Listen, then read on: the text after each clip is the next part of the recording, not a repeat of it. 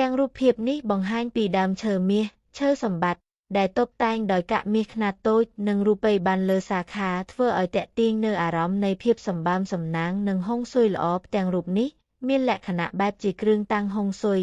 ដែលជាទំនៀមទម្លាប់ជាតិចិនដែលជឿជាក់ថាដើមឈើមាសអាចនាំមកនូវសំណាងលើទ្រព្យសម្បត្តិហុងស៊ុយលើការហួសចំណូលដើមឈើមាសជាសញ្ញានៃភាពរុងរឿងនិងទ្រព្យសម្បត្តិកៈមាសធ្វើឲ្យគេមានអារម្មណ៍ថាកំពុងទទួលបានចំណូលច្រើននិងភាពរីកចម្រើនភ្លើងពន្លឺខាងលើដើមឈើបញ្ចេញស្រស់ស្អាតជាសញ្ញានៃពន្លឺសំណាងហុងស៊ុយទាក់ទាញសំណាងតែសតបរិយាកាសបែបវិនិយោគនិងអាជីវកម្មអាចដាក់នៅក្នុងបន្ទប់ធនាគារបន្ទប់កន្នេឬបន្ទប់ជួញដូរដើម្បីបង្កើនអានុភាពហុងស៊ុយកៈនិងក្រដាសប្រាក់ដែលធ្លាក់ចុះបង្ហាញការបោះពួយនាំសំណាងការបរិច្ឆេទនិងលេខសំណាងការបរិច្ឆេទថ្ងៃ09 ខែ06 ឆ្នាំ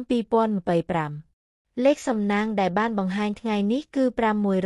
638គូ831ខ